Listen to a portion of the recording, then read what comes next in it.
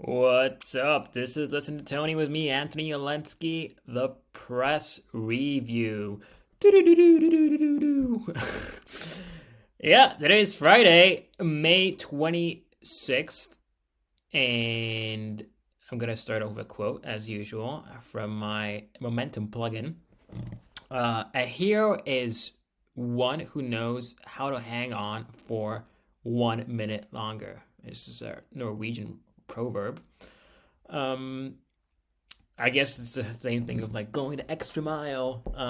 So yeah, hang tight. If you feel like giving up, just hang tight. Hang on for 1 minute longer, and you might see the light at the end of the tunnel.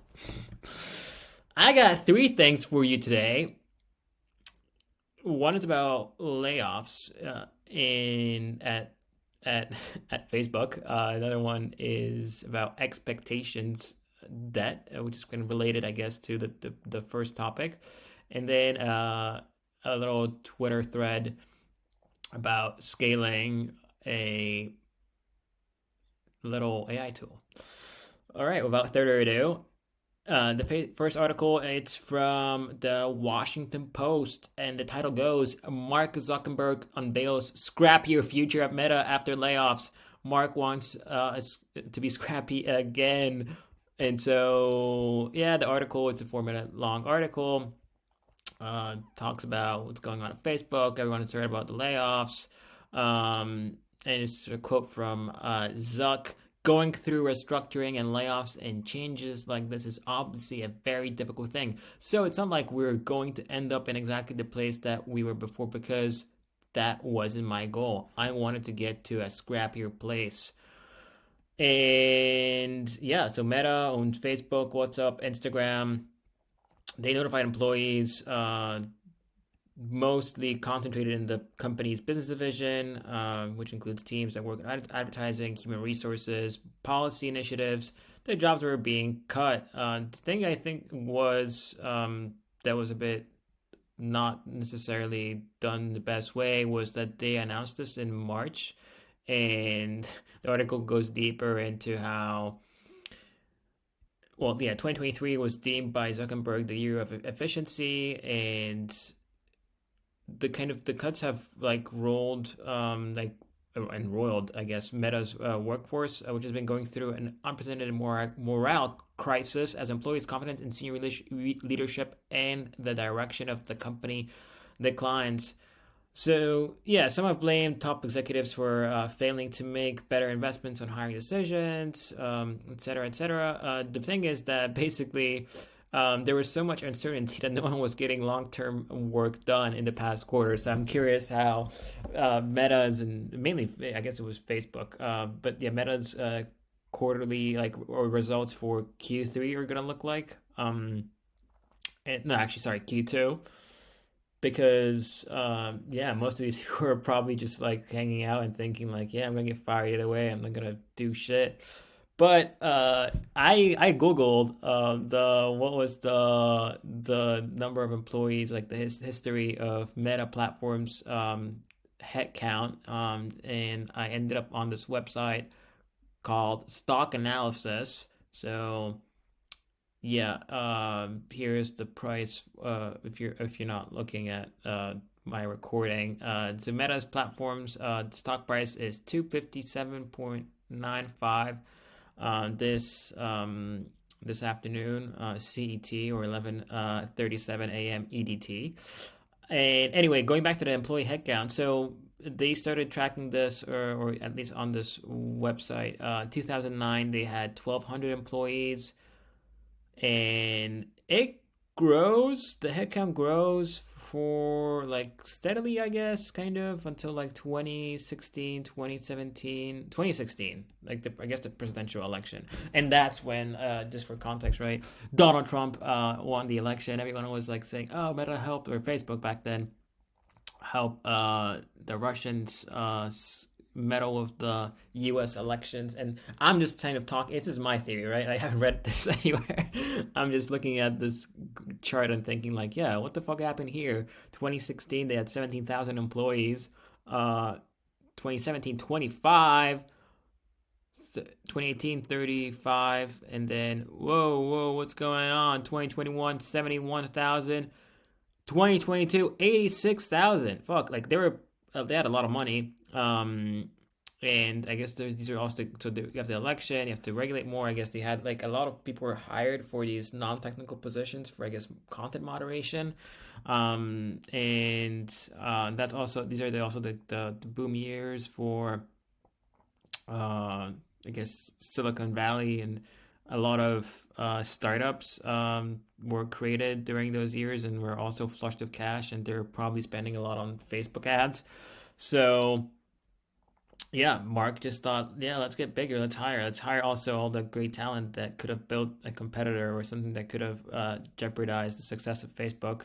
Let's bring him on board, give him a nice salary, a cushy, and a cool title, and yeah, and we're just gonna keep our stock um, going up. So what, 2022, and then crisis. Okay, they fired like 10K employees in end of March this year. They had 77. So then another round of layoffs in this quarter. So I guess they're around like below 70, but still a lot of fucking people, right? And considering that like in 2017 they're running the whole company with 25,000, so almost three times less. I'm curious what changed, like, because I remember 2017 Facebook, the product worked well. I don't know what's the big difference between now and then, or what else, or maybe it was just like what year did they acquire Instagram? But like WhatsApp, Instagram acquisition by Facebook, 2012. So no, this hypothesis. What about WhatsApp? 2014. No. So yeah, I mean, I don't have. There's probably something I don't know about. But it is just weird, right? Why did they go like from 2017 to 2022? Fuck, like triple. So yeah. But here are some cool stats. Revenue per employee at Meta is a quarter million dollars. Yeah. Profits per employee, it's $278,000. So they're still making a lot of money. Market cap is $661 billion. So yeah, they can afford it. Profits per employee. Yeah, they could definitely, and like say like just pretend they would pay every employee 200K per year. They would still yeah, it's weird. But yeah, Mark wants to scrap your place. So I get it. But I think scrappy would mean more like 25K. I don't know why. Well, like whatever Elon did, I don't know if it backfired recently, right? With what's going on, what happened with the Ron DeSantis thing yesterday, the announcement, and how the platform failed to deliver. But I think in relation to that, there's an article I found, one of the newsletters, or I think the newsletter I found it in was TLDR from Collab Fund. It's an article by Morgan Housel. I hope I'm pronouncing his name right. And it's a very interesting article. It's about expectations debt, and it goes into history. I'm mostly gonna read it out to you because it's just so fucking good. I'm gonna leave out some things so you want to read it yourself. But the guy starts off with, I live in Seattle, and Amazon is our giant. A third of my neighbors work for the company. Whoa. Okay. When Amazon was on top of the world in 2021, reputation gleaming, stock price booming, you could feel the pride and prosperity. You could practically smell it. I once heard that 90% of culture is just winning. When a company is winning, everybody's happy, rich, being promoted, and they see their work as contributing to something bigger than themselves. That was Amazon in 2021. Then Jeff Bezos left. The stock price fell 50%. 10,000 employees were laid off, and hundreds of thousands more fear they're next. That is now the scent wafting around my neighborhood. is it so clear, so obvious how the mood has shifted? It is so clear. Sorry, it is so clear. Fuck, I did a poor job reading that sentence. So here's the question. What do you call the top of the world status Amazon had in 2021? Was it a gift, a reward for hard work, the natural swings of capitalism? Yes, all of those. But there is another way to look at it, an expectations that. Expectations were so high in 2021 that investors and employees had to achieve extraordinary things just to break even. When results were merely good, they felt terrible. They fucking should. Anyway, expectations are like a debt that must be repaid before you get any joy out of what you're doing. The hard thing is that every company and every employee wants to have what Amazon had in 2021, winning, wealth, prestige, reputation. But look at what it led to now. After the expectations, debt was repaid. Was it worth it? Hard to say. So basically what he's saying, right? You have these like very inflated expectations, like the company is growing, everyone is just like growing. Everyone is working, I guess, on like 150% capacity. But you're going to build out debt. People are going to get overworked. The stock price may be overhyped. And at some point, as you know, the famous quote from Warren Buffett goes, when the tide goes out, you can see, or I'm going to butcher this quote, but basically you can see who's swimming without shorts or naked. So yeah, here is kind of, he unpacks this theory for us here, or this expectations that phenomenon. The Nikkei, here's some history for you. So the Japanese stock market, equivalent to the Dow Jones, recently closed at its highest level since 1990. There are two ways to look at this. That as a win or as an example of one of the worst performing stock markets of modern times. But here's what's most interesting about the Japanese stock market. Returns over the last 33 years were terrible, but returns from 1965 to 1990 were extraordinary. The Nikkei and the S&P 500 have had very similar returns over the past 57 years. So there's a chart from 1965 to 2022, average annual returns. So Nikkei had an average annual return of 6.3%, same on S&P 500, 6.8. Oh, that's weird, right? Like everyone knows, like Japan hasn't been the best place to invest money in the stock market for the past 30 years. So why the fuck leveled? Well, but the Nikkei earned all those returns during one massive 25-year surge, while the S&P 500 has been comparatively more even.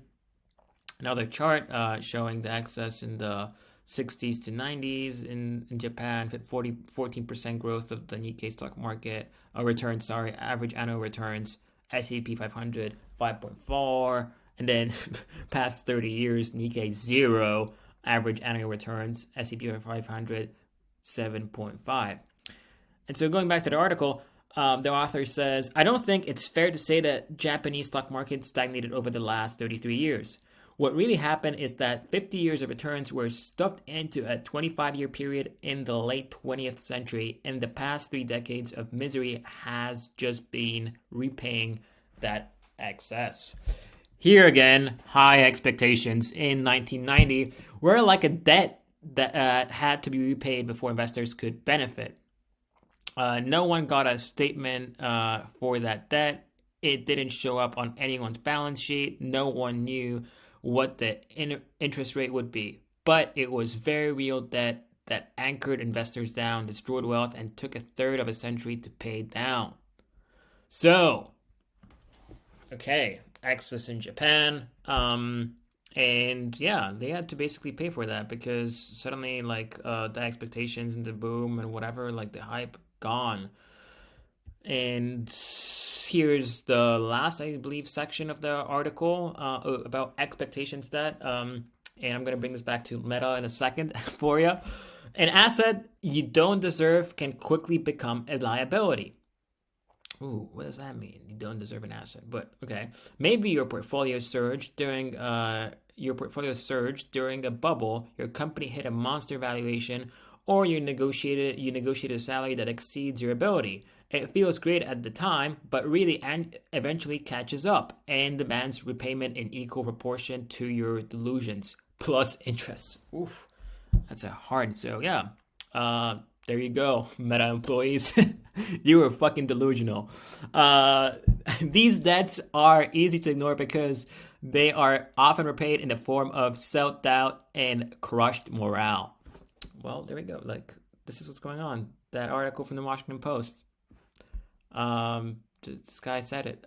But they are very real, and when you understand their power, you become careful what you wish for.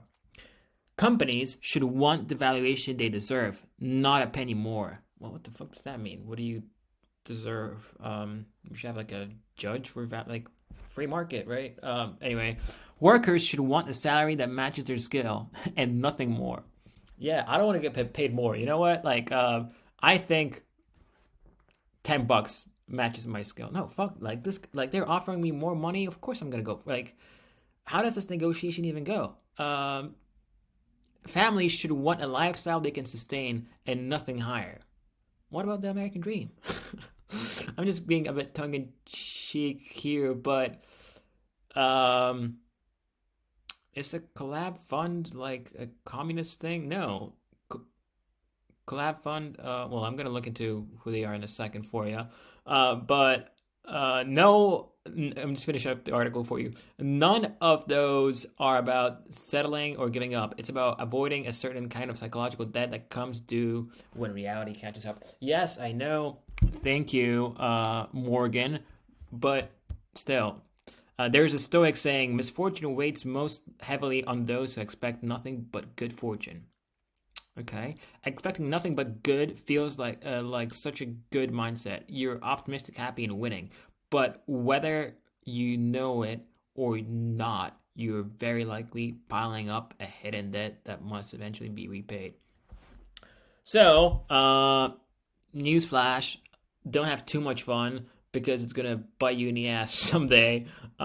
Always be wary of the lurking, the misfortune lurking around the corner. I guess, but okay, I'm just kind of I'm gonna tease Morgan anymore. But very cool article. I'm gonna post the link because so you can check out the graphs and also check out more about the Collab fund.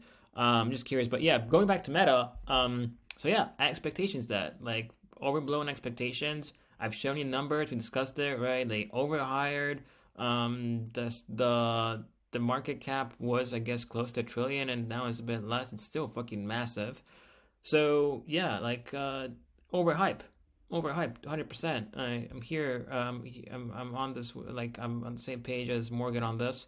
But Collab Fund Collaborative is a network of fund managers investing across asset classes, identifying and supporting companies that live at the intersection of for profit and for good. I guess the for good part really Morgan took that to heart, huh? But yeah, I guess they have some impressive people on their roster. Anyway, I'm gonna go back to the article and send it to you. Last one quickly. A Twitter thread about this guy, Danny Postma. Yeah, that's his name. Indiepreneur building the photo studio of the future. So he built Headshot Pro, and there's this thread on Twitter by Kylie helping indies with analytics, SEO, retention, activities, engagement, and monetization. Check her out. And yeah, so he made 300K plus USD since March. At first, I assumed it was all for AI hype. That I heard him mention the Indie Hackers pod last week that he used SEO to drive traffic. So she did some digging to find out how. And yeah, this guy launched this like less than 3 months ago. And he gets 3K monthly organic visitors. How? So he's ranking top 10 for professional headshots. So monthly search volume 21K, keyword difficulty 23. I'm not a SEO whatever person, so I don't know if that's a lot or not. But you know, it's the kicker. Like he did this in less than 3 months, and there's a cool chart in the Twitter thread, and that's the thing that astounded me. So he had a two-pronged approach. He did professional. He basically went for ranking for long tail keywords like professional headshots, San Francisco. He generated 200 fucking pages plus 200 pages for different cities, countries. So like also known as programmatic SEO. And two, writing blog posts targeting this keyword. So yeah, all these. I guess he definitely used ChatGPT to generate these blog posts. He doesn't have like a high domain rating. She kind of looked into that, but basically, takeaway from this. The quickest ROI on SEO she's seen usually takes months for Google to figure out how to position your listing. So the takeaways are programmatic is the fastest way, individual blog posts is the slow way, doing both compounds your results. That's what our friend did here. And go all in on a good topic. So yeah, Danny, like really, I guess inspiration. I have a friend who does the same thing. Alex, I also interviewed him. Alex Dautel, the ultra marathon runner. He has a similar thing for headshots. I hope he's doing well. I should check in with him. Anyway, that's it. This is like my second week doing this. I'm having fun. I hope like some of you, like I got a few messages from you, my dear listeners, that you're enjoying this. I promise to do a better job every day. I'm thinking of investing in a proper mic. I know that phone booth in the WeWork has that little fan that's fucking annoying, and it's disturbing the audio quality. Something I need to work on too. But yeah, have a dope weekend, and catch you on Monday. See ya. Oh shit, going back, like yeah, I always go back to do my thing when I go back to the quote. A hero is one who knows how to hang on for 1 minute longer. Norwegian proverb, right? Hope you fucking stayed until now. So yeah, hang on tight. You can do it. See ya.